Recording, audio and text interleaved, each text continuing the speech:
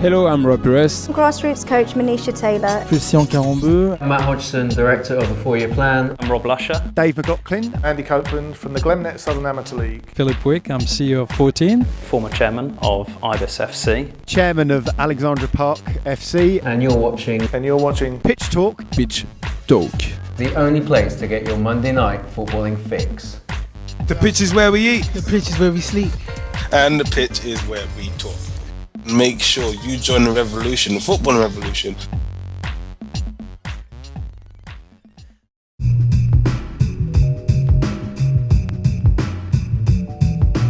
I loved going up to St George's Park. St George's Park's amazing. The first time you go there, you just kind of go, and like all these pitches, like the David Beckham pitch. I remember when we were on that, I was like, oh my God, like, you know, brilliant.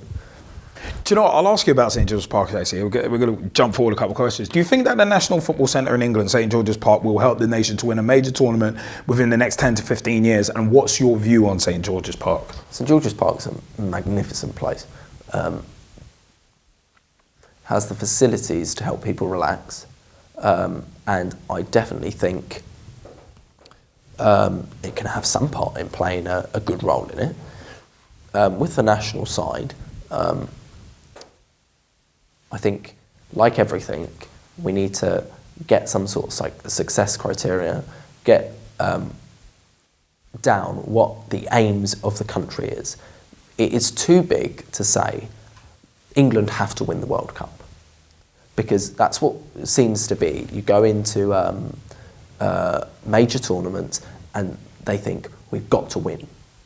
And that pressure, I think, because they haven't set out within the squad what sort. Some of these guys don't play together.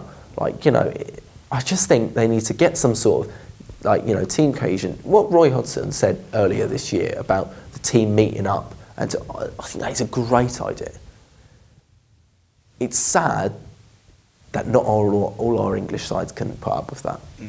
It really is, and I think that's something. What I would do, I'd reevaluate it all. I would invite.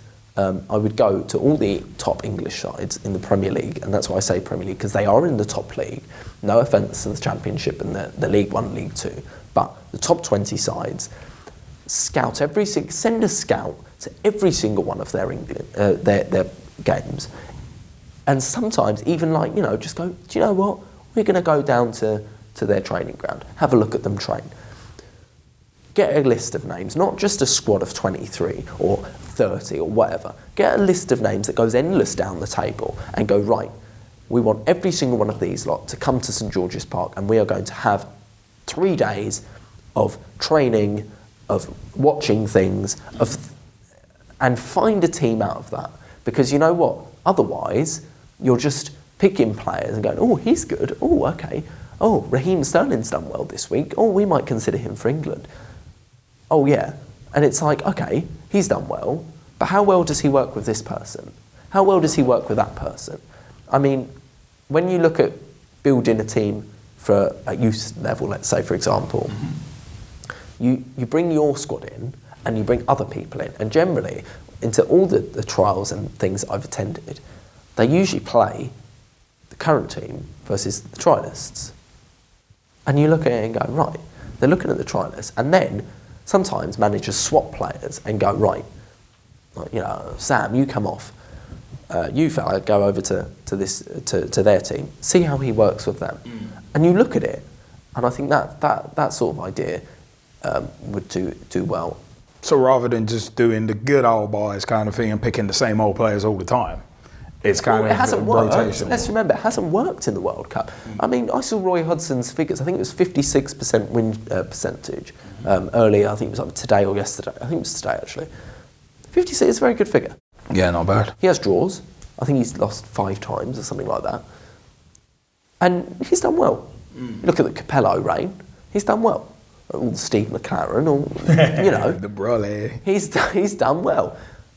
But something hasn't worked in the major tournaments. He's done well in pre-season. Something hasn't worked in the major tournaments. Why doesn't he just go back and go, right, what isn't working?